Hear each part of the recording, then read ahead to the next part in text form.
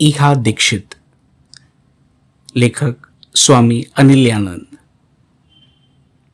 महत्वाकांक्षाओं की पूर्णता अथवा ध्येय की प्राप्ति में आयु बहुत महत्वपूर्ण नहीं होती है। इससे संबंधित यह प्रेरणादायी लेख प्रस्तुत है। हाँ, ये कहानी है उस होनहार लड़की की जिसका नाम ईहा दीक्षित है, जो कि उत्तर प्रदेश के मेरठ की रहने वाली है, जिसने एक ओर पौधे लगा करके प्रकृति का ध्यान रखा तो दूसरी ओर प्रकृति के प्रति अपनी जिम्मेदारी से भारत के प्रधानमंत्री जी तक को प्रभावित किया। 2019 में भारत का प्रधानमंत्री राष्ट्रीय बाल पुरस्कार 26 बालकों को प्रदान किया गया, जिनमें ईहा अन्यतम रही। इस पुरस्कार को प्राप्त करने वाले बच्चों में वह सबसे कम उम्र की थी। उस समय उसकी उम्र केवल 6 वर्ष की थी। लगभग 4 वर्ष की आयु थी ईहा की जब उसने किसी चलचित्र और प्रधानमंत्री जी द्वारा मन की बात के माध्यम से वृक्षों के पोषण एवं संवर्धन के महत्व को समझा। तो बस उसी समय उसने मन में पर्यावरण की समृद्धि के लिए कार्य करने की प्रतिज्ञा ली।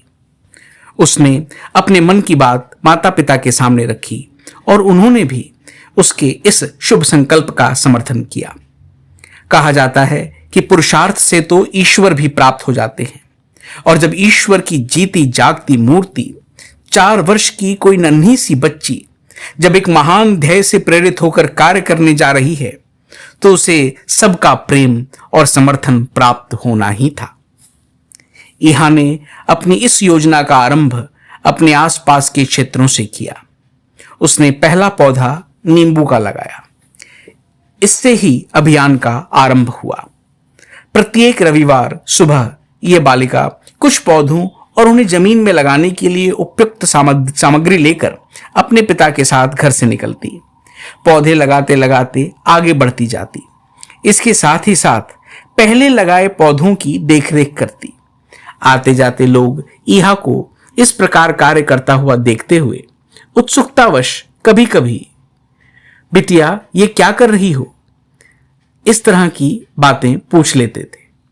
लेकिन आरंभ में किसी ने हाथ बटाने का साहस नहीं दिखाया। ईहा के हौसले बुलंद थे। धीरे धीरे ईहा के प्रयत्नों को सफलता मिलने लगी। बच्चे, युवा और वृद्ध जुटते गए। कुछ ही महीनों में इस प्रयास का रूपांतरण एक सामाजिक आंदोलन के रूप में हो गया। अगर ध्येय निश्चित हो और प्रयासों में सकारात्मकता हो तो कोई भी कार्य असंभव नहीं रह जाता। ईहा ने अपने जन्मदिवस के अवसर पर 1000 से अधिक वृक्ष लगाने का बहुत विशाल लक्ष्य बनाया और उसको उसने पूरा भी किया, जो इंडियन बुक ऑफ रिकॉर्ड्स में दर्ज है। कोई भी कार्य आसानी से नहीं होता। ईहा और उसके मित्र पौधे लगाकर आ जाते। बाद में वहां जाकर देखते तो किसी ने पौधे उखाड़ दिए हैं या तो पशु उसे खा गए हैं। इससे ईहा को बहुत दुख होता और वह रोती थी। उसके माता पिताजी उसको हिम्मत और धैर्य रखकर कार्य करने को कहते।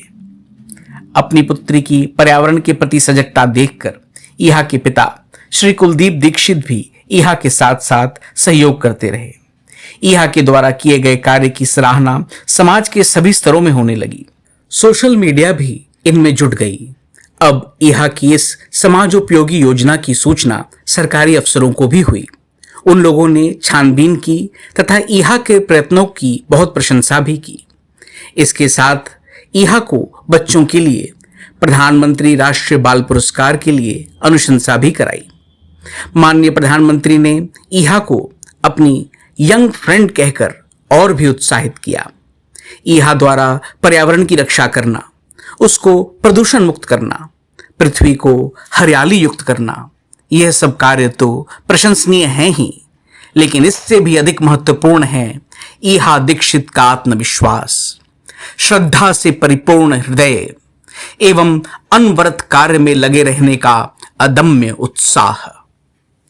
ओम शांति शांति शांति। हरि ओम तत्सत। श्री राम कृष्णार्पणमस्तु।